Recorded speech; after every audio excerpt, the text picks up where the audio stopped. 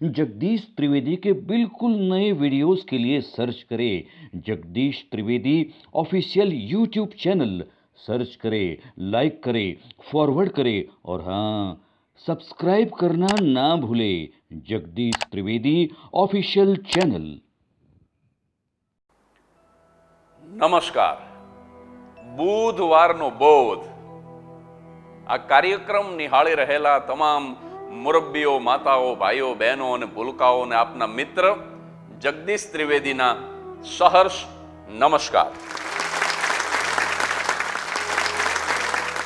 એકવાર એક 7-8 વર્ષનો છોકરો, એના હાથમાં એક રૂપિયાનો સિક્કો છે અને હાંફળો ફાંફળો એક દુકાનની અંદર પ્રવેશે છે અને કાઉન્ટર ઉપર જે દુકાનનો માલિક બેઠો હતો એને આ બાળક પૂછે છે કે તમે ભગવાન રાખો છો?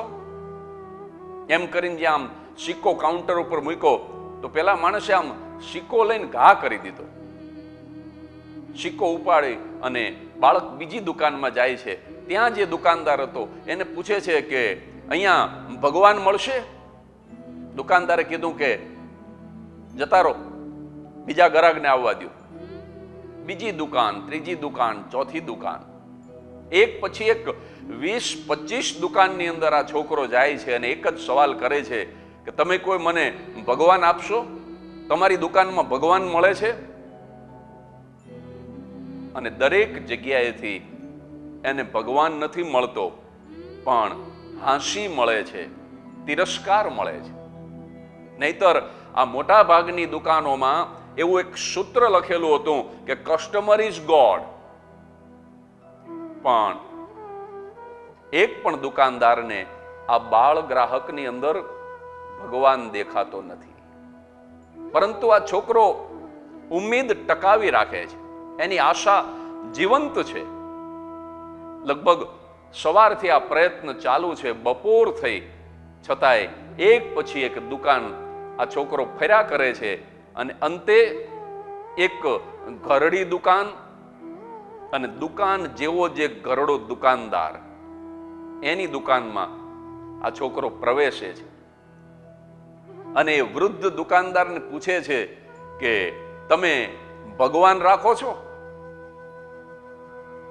ગ્રાહકની રાહ જોતા એ વૃદ્ધ દુકાનદારની આંખમાં થોડીક ચમક આવે છે અને એ આ બાળકને પૂછે છે કે તારે ભગવાન જોઈએ છે? કે હા, મારે ભગવાન જોઈએ છે. દુકાનદારના ચહેરા ઉપર લાંબા સમય બાદ થોડુંક સ્મિત પ્રગટે છે અને એ કુતૂહલથી આ 7-8 વર્ષના બાળકને પૂછે છે કે ભગવાનને મેળવીને તારે શું કરવું છે? તારે ભગવાનની શું જરૂર છે? અને આમ જ્યાં દુકાનદારે સવાલ કર્યો એટલે બાળકને આશા જાગે છે કે અત્યાર સુધી એક પણ દુકાનદારે મને કંઈ પૂછ્યું નહોતું, પણ આ વડીલ જ્યારે મને પૂછે છે તો કદાચ શક્ય છે કે આ દુકાનમાં મને ભગવાન મળી જાય. પેલા વૃદ્ધે પૂછ્યું કે ભગવાનનું તારે શું કામ છે? અને ત્યારે બાળક એ વૃદ્ધને માંડીને વાત કરે છે કે મારા પપ્પા આ દુનિયા છોડીને જતા રહ્યા છે. આ દુનિયામાં મારી મમ્મી સિવાય બીજું કોઈ નથી અને મારી મમ્મી છે ને આખો દિવસ કામ કરે છે અને મારા માટે જમવાનું લઈ આવે છે, મારા માટે મને મનગમતા કપડાં લઈ આવે છે, હું જ્યારે કહું ત્યારે મને મનગમતા રમકડા લઈ આવે છે. મારી માં મારી આખી દુનિયા છે. મારી માં સિવાય આ દુનિયામાં બીજું કોઈ મારું નથી. અને એવી મારી માં થોડા દિવસથી બીમાર પડી છે, હોસ્પિટલમાં છે.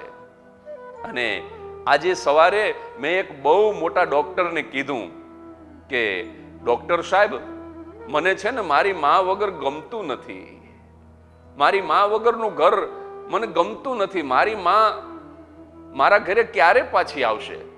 અને ત્યારે ડોક્ટરે કીધું કે હવે તો ભગવાન જ તારી મમ્મીને બચાવી શકે એમ છે. અને એટલા માટે સવારનું એક દુકાનથી બીજી દુકાન હું ભગવાન લેવા માટે ફરું છું. તમે મને ભગવાન આપશો ને? અને આમ જ્યાં એ બાળકે પૂછ્યું ત્યારે એ વૃદ્ધે પૂછ્યું કે તારી પાસે કેટલા રૂપિયા છે? બાળકે કીધું કે મારી પાસે એક આખો રૂપિયો છે. આ 1 રૂપિયાનો જેટલો મળે એટલો ભગવાન આપો, પણ તમે આપશો ને ભગવાન? પેલા દુકાનદારે કીધું કે તારી પાસે એક આખો રૂપિયો છે અને ભગવાન મેળવવા માટે આ પર્યાપ્ત છે, પૂરતો છે, અને 1 રૂપિયામાં તને આખો ભગવાન મળશે, અધૂરો નહીં, તને પૂરો ભગવાન મળશે, પૂર્ણ. રૂપિયો એ વડીલે લઈ લીધો બાળકના હાથમાંથી અને પછી એણે વિચાર કર્યો કે 1 રૂપિયામાં આપી શકાય એવી આ મારી દુકાનમાં એક પણ વસ્તુ નથી, હું શું આપું કે જે 1 રૂપિયામાં આપી શકાય? અને અચાનક એ વૃદ્ધની નજર પડે છે તો પાણીની નાની નાની બોટલ, જેની અંદર 1 ગ્લાસ પાણી માંડ સમાય એવી બોટલ એ વૃદ્ધ વેચતો હતો. એને થયું કે આ બોટલ આપી શકાય. એણે એ પાણીની નાનકડી બોટલ લીધી અને પેલા બાળકના હાથમાં આપતા કીધું કે આ પાણીની અંદર ભગવાન છે, આ પાણી તું તારી મમ્મીને પીવડાવીશ ને એટલે તારી મમ્મી ચોક્કસ સાજી થઈ જશે. અને આમ વૃદ્ધના હાથમાંથી આમ તરાપ મારીને બોટલ લઈ લીધી. બાળકને એમ થયું કે મને ભગવાન મળી ગયો, હવે મારી મમ્મી સાજી થઈ જશે. બોટલ લઈને દોડ્યો. પેલા વૃદ્ધે કીધું કે ઉભો રે, મને કહેતો ખરો કે કઈ હોસ્પિટલમાં તારી માને દાખલ કરી છે. અને હોસ્પિટલનું નામ બોલી અને બાળક દોડતો હોસ્પિટલની દિશામાં જતો રહ્યો. એને શ્રદ્ધા અને ભક્તિથી હોસ્પિટલમાં જઈ અને પથારીમાં પડેલી એની માતાને પાણી પીવડાવ્યું અને કીધું કે આ પાણી પીશ ને એટલે તું ચોક્કસ સાજી થઈ જઈશ, કારણ કે આ પાણીની અંદર ભગવાન છે. ખરેખર તો પાણી જ હતું, H2O. એમાં ન તો દવા હતી કે ન તો ઈશ્વર હતો. પરંતુ ઘણી વખત દવા કરતા દુઆ વધારે અસરકારક પુરવાર થતી હોય છે. આ વૃદ્ધના શબ્દ બ્રહ્મ છે. એ સાચા હૃદયથી બોલાયેલા આમ શબ્દો હવામાં ગયા અને એની શું અસર થઈ? પણ કુદરતી રીતે જ એવું કંઈક ગોઠવાઈ ગયું કે બીજે દિવસે હોસ્પિટલની અંદર સ્પેશિયાલિસ્ટ ડોક્ટરોની એક આખી ટીમ આવી અને એમાંના એક અનુભવી ડોક્ટરે આ બાળકની માતાનું ઓપરેશન કર્યું અને સદનસીબે એ શસ્ત્રક્રિયા સફળ રહી. ઓપરેશન સફળ થયું અને 4-5 દિવસની અંદર જ આ બાળકની માતા સાજી થઈ ગઈ. આમ જોવા જાઉં ને તો બાળકની શ્રદ્ધા સાચી હતી. ઈશ્વરે જ એની માતાને સાજી કરી હતી. મને એવું લાગે છે વ્યક્તિગત રીતે કે ઈશ્વર પેલા ડોક્ટરના શરીરની અંદર રહી અને જાણે કે ઓપરેશન કરતો હશે. દર્દ ઈશ્વરે જ મટાડ્યું, પણ ઈશ્વરે વિજ્ઞાનનો આશ્રય કર્યો, ડોક્ટરને નિમિત્ત બનાવ્યો. ઓપરેશન સફળ થયું. પછી જ્યારે એ સ્ત્રીને ડિસ્ચાર્જ કરવાની વાત આવી, રજા આપવાની વાત આવી, ત્યારે હોસ્પિટલના મેનેજમેન્ટે જે એને બિલ આપ્યું, એ બિલ જ્યાં જોયું ને ત્યાં તો એ માતાના હોશકોશ ઉડી ગયા કે આટલા બધા રૂપિયા! હું વેચાઈ જાઉં, મારું મકાન વેચાઈ જાય તો પણ આ બિલ ચૂકવી ન શકાય. પણ તરત જ એ હોસ્પિટલના મેનેજમેન્ટના માણસે કીધું કે તમે ચિંતા ન કરશો. કે કેમ? તો કે તમારું બિલ છે ને એ કોઈ વૃદ્ધ દુકાનદારે ચૂકવી દીધું છે. મને એવું લાગે કે એ વૃદ્ધ દુકાનદારના હૃદયની અંદર બેસી અને આ બિલ ચૂકવવાનો વિચાર આપનાર પણ ઈશ્વર જ હશે. કામ તો ઈશ્વરે જ કર્યું છે. અને હોસ્પિટલના માણસે કીધું કે તમારું બિલ તો ચૂકવાઈ ગયું છે, પણ પેલા વૃદ્ધ સદગ્રહસ્થે તમારા ઉપર એક પત્ર લખીને આપ્યો છે, એ તમને હું આપું છું. અને જ્યાં પેલા બાળકની માતાએ એ પત્ર ખોલ્યો તો અંદર પેલા વૃદ્ધ દુકાનદારે લખ્યું હતું કે મારી વહાલી બેન, તારે મારો આભાર માનવાની જરા પણ જરૂર નથી. જો તારે આભાર માનવો હોય ને તો તારા નિર્દોષ બાળકનો માનજે, કે જે માત્ર 1 રૂપિયો લઈ અને ભગવાનને ખરીદવા માટે દુકાને દુકાને ફરતો હતો, ઊભી બજારે રખડતો હતો. અને એ માણસે લખ્યું કે ખરેખર તારા બાળકને 1 રૂપિયામાં જ ઈશ્વર મળી ગયો છે. જો શ્રદ્ધા હોય ને સાહેબ, શ્રદ્ધા ન હોય ને કદાચ લાખો રૂપિયાનું દાન કરીએ ને તો પણ ઈશ્વર મળતો નથી. જો શ્રદ્ધા ન હોય અને ગમે એટલી તીર્થ યાત્રાઓ કરીએ ને તો પણ ઈશ્વર મળતો નથી. જો શ્રદ્ધા ન હોય અને ગમે એટલા હોમ હવન કરીએ તો પણ ઈશ્વર મળતો નથી. બાકી જો શ્રદ્ધા હોય ને તો 1 જ રૂપિયાના સિક્કામાં ઈશ્વર મળી જતો હોય છે. અને છેલ્લે વૃદ્ધે લખ્યું કે મારી 80 વર્ષની ઉંમરમાં લાખો ગ્રાહકો મારી દુકાને આવ્યા હશે, પરંતુ તારા દીકરા જેવો શ્રદ્ધાવાન ગ્રાહક આજ સુધી એક પણ આવ્યો નથી. મારી આખી દુકાનદાર તરીકેની કારકિર્દીમાં મને મળેલો શ્રેષ્ઠ ગ્રાહક એ તારો દીકરો હતો, એટલે હું તારો આભાર માનું છું. સાહેબ, આવી જ એક નાનકડી વાત બીજી છે. એમાં પણ 7-8 વર્ષનો બાળક છે, એમાં પણ રૂપિયાનો સિક્કો છે, પણ એ બાળક થોડું જુદું છે. એક જનેતાએ પોતાના 7-8 વર્ષના દીકરાને રૂપિયાના 2 સિક્કા આપ્યા અને સૂચના આપી કે આમાંથી એક સિક્કો છે ને તું મંદિર જ્યારે દર્શન કરવા જા ને ત્યારે ભગવાનના ચરણમાં ધરજે, અને બીજો જે સિક્કો છે એ તને જ્યારે ભૂખ લાગે ત્યારે 1 રૂપિયાના સિક્કાનો તને મનગમતો તું નાસ્તો કરજે. આ બાળક બંને સિક્કાને પોતાના હાથમાં રાખી અને આમ જતો હોય છે. પણ આ તો બાળક છે, ચંચળ છે, એટલે રસ્તામાં ગમે તેમ હાથ ઊંચા કરતો હશે, આમ બોલિંગની કદાચ એક્શન કરતો હશે, એ ગમે તે કર્યું પણ એક સિક્કો એના હાથમાંથી ઉછળો અને આમ દૂર ફંગોળાઈ ગયો. બાળક દોડ્યો, એને સિક્કો શોધવા માટેની મહેનત પણ કરી, પણ ક્યાંયથી એને સિક્કો મળ્યો નહીં. એક સિક્કો હાથમાં છે, એક સિક્કો ખોવાઈ ગયો છે. અને પછી આ બાળક એવો ચતુર હતો, એવો ચાલાક હતો. એ શું બોલે છે એ સાંભળજો. બાળકે ભગવાનને પ્રાર્થના કરી કે હે ભગવાન, મેં એવું સાંભળ્યું છે કે તું તો અત્ર તત્ર સર્વત્ર છો, તું તો દરેક જગ્યાએ છો, તું બધું જ જુએ છે, તને બધી જ ખબર છે, એવું મેં સાંભળ્યું છે. એટલે મને શ્રદ્ધા છે કે મને તો સિક્કો મળતો નથી, પણ તને પાકી ખબર છે કે એ સિક્કો ક્યાં પડ્યો છે. તું એ સિક્કો જોતો પણ હશે.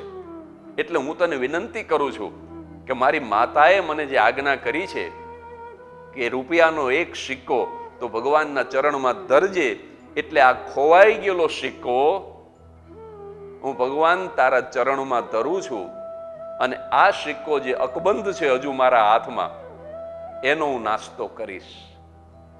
મિત્રો, આ 7-8 વર્ષના બાળકના શરીરમાં રહીને જે બોલતો હતો ને એ બાળક નહોતો, એ વેપારી હતો. એ કોઈ ગણતરીબાજ માણસ હતો, એ કોઈ મની માઇન્ડેડ માણસ હતો, ભક્ત નહોતો બોલતો. જો એ બાળકના શરીરમાં બેસીને કોઈ ભક્ત બોલતો હોત તો એ એમ બોલત કે આ સિક્કો જે ખોવાઈ ગયો એ મારા નાસ્તા માટેનો સિક્કો હતો, અને અત્યારે મારી પાસે જે સિક્કો છે ને એ ચોક્કસ હું ભગવાનના ચરણમાં ધરીશ. કારણ કે વેપારીની વૃત્તિ અને ભક્તની સદવૃત્તિ એ બંને બહુ અલગ હોય છે. હજુ વધારે વાત ક્લિયર કરવા માટે એક નાનકડું દ્રષ્ટાંત આપી દઉં તો એક માણસે દીકરીના લગ્નનું આયોજન કર્યું, કંકોત્રી છપાવીને કંકોત્રીમાં એણે સ્પષ્ટ લખ્યું પોતાના સગા વાલા મિત્રોને ઉદ્દેશીને કે તમારે ચોક્કસ મારી દીકરીના લગ્નમાં પધારવાનું છે, અને જે કોઈ મારી દીકરીના લગ્નમાં નહીં આવે એ ગમે એટલા રૂપિયાનો ચાંદલો કરશે કે ગમે એવી મોંઘી ભેટ મોકલશે, અમે એ રૂપિયાનો અને એ ભેટનો સવિનય અસ્વીકાર કરશું, એને પરત આપી દઈશું. આવું કંકોત્રીમાં છાપ્યું અને 1000 માણસોને સગા વાલા મિત્રોને કંકોત્રી મોકલી. એમાં એક માણસને કંકોત્રી મળી, એ પાક્કો વેપારી હતો સાહેબ. એણે વિચાર કર્યો કે આ લગ્નમાં જઈ શકાય એવું તો નથી જ, કારણ કે એને કોઈ બીજાના લગ્નમાં જવાનું હતું. તો એણે પત્ની સાથે ચર્ચા કરી કે આમ તો આપણે 1000 રૂપિયાનો જ ચાંદલો કરવો તો, પણ આવી શરત છે તો શું કામ જશ ન લઈએ, શું કામ મોટા ન થઈએ, શું કામ વાલા ન થઈએ. એણે 1.25 લાખ રૂપિયાનો એક નેકલેસ ખરીદ્યો, સરસ મજાના આમ બોક્સની અંદર એને પેક કર્યો અને ભેટ રવાના કરી દીધી. કારણ કે એને ખબર હતી કે આ ભેટ તો પાછી જ આવવાની છે. લગ્ન પતી ગયા, બીજા દિવસે ભેટ ન આવી, ત્રીજા દિવસે ન આવી, એક અઠવાડિયું ગયું, બીજું અઠવાડિયું, ત્રીજું અઠવાડિયું. ભેટ મોકલનારનું ટેન્શન વધવા માંડ્યું, કારણ કે એને તો ભેટ પાછી મળશે એવી ગણતરીથી 1.25 લાખ રૂપિયાનો ખર્ચ કર્યો હતો. અંતે સાહેબ 29 દિવસ થયા. 30મા દિવસે આ માણસે નક્કી કર્યું કે હવે મારે કરધણીની પાસે જવું જ પડશે અને એને એની શરત યાદ અપાવવી પડશે. હું કંકોત્રી લઈને જઈશ કે જો તમે લખ્યું છે કે જે લગ્નમાં ના આવે એની ભેટ અમે પાછી આપીશું. પોતાની પત્નીને લઈને આ વેપારી કરધણીના ઘરે પહોંચ્યો, પણ જેવો આમ ઘરે પહોંચ્યો ત્યાં તો કરધણીએ ભવ્ય સ્વાગત કર્યું. એ કે વેલકમ, પધારો પધારો, ધન્ય ઘડી, ધન્ય ભાગ. હું ને મારા પત્ની તમારી જ રાહ જોતા હતા. કેમ? તો કે તમારો નેકલેસ છે ને એ મારી દીકરીને બહુ ગમ્યો. એને કીધું કે પપ્પા આ નેકલેસ હું મારા સાસરે લઈ જઉં, મને બહુ ગમે છે. પણ મેં એને કીધું કે નહીં બેટા, આપણે શરત કરી છે કે જે લગ્નમાં ન આવે એની કોઈ ભેટ ન લેવી. પણ પછી મેં, મારી પત્નીએ, મારી દીકરીએ બધાએ ભેગા મળીને એવો નિર્ણય લીધો કે જો 1 મહિનાની અંદર, 30 દિવસની અંદર આ ભેટ મોકલનાર માણસ આપણા ઘરે પધારે તો એની લાગણી અને એની માગણીને માન આપવું અને એની ભેટ સહર્ષ સ્વીકારી લેવી. પહેલો માણસ નેકલેસ પાછો લેવા ગયો તો એ બોલી ન શક્યો કે મારે નેકલેસ પાછો લેવો છે. હતા તો બંને વેપારી, પણ મહેમાન કરતા ગરધણીના શરીરમાં રહેલો વેપારી બડો ચાલાક હતો. અને સાહેબ આપણા સૌના શરીરની અંદર આવો એક વેપારી જીવે છે અને સાવ વેપારી મરી જાય એવું બને જ નહીં સાહેબ. કારણ કે માણસને જે પદ અપાવે છે ને એ એની વેપારી વૃત્તિ છે. માણસને પ્રતિષ્ઠા અપાવે છે એ પણ એની વેપારી વૃત્તિ છે. માણસને પૈસો અપાવે છે એ પણ એની ગણતરી છે. એનું મની માઇન્ડ એને પદ, પૈસો, પ્રતિષ્ઠા અપાવે છે. સાહેબ વેપારીને ભેટમાં રસ છે અને ભક્તને ભેટવામાં રસ છે. સાહેબ કોઈને પણ અકારણ કંઈક આપીને તમને આનંદ થતો હોય ત્યાં સુધી માનવું કે આપણા શરીરમાં એક સજ્જન, એક ભક્ત જીવે છે. પણ કંઈક આપ્યા પછી કંઈક મેળવવાની ઝંખના જો સતત રહેતી હોય, અથવા તો ઓછું આપી અને વધુ પામવાની ઝંખના જો સતત રહેતી હોય, તો માનવું એક વેપારી, હટ્ટોકટ્ટો વેપારી જીવે છે સાહેબ. એટલે આમાંથી શું બોધ ગ્રહણ કરવો એ તો હું તમારા ઉપર છોડું છું. પણ મને એવું લાગે છે કે આપણા સૌના શરીરમાં આવા 2 વ્યક્તિત્વ હોય છે. એકને કશું આપવું હોય છે, એકને કશું પામવું હોય છે. અને સાહેબ જ્યાં લેવાની વૃત્તિ છે ત્યાં નિર્દોષતા નથી. આ પ્રકારનો માણસ કદાચ ધાર્મિક હોઈ શકે પણ આધ્યાત્મિક નથી. અને સાહેબ જ્યાં સુધી લેવાની વૃત્તિ છે ત્યાં સુધી આનંદ નથી, અને આનંદ ન હોય ત્યાં પરમાનંદ તો ક્યારેય ન હોય. એટલે આ દ્રષ્ટાંતમાંથી શું બોધ લેવો એ કહેવાનું કામ મારું નથી. આવતા બુધવારે આવી જ કોઈ વાત સાથે ફરી હાજર થઈ જઈશ. રાત્રે બરાબર 9 વાગે. ત્યાં સુધી પરિવાર સાથે પ્રસન્ન રહેજો, ખુશ રહેજો.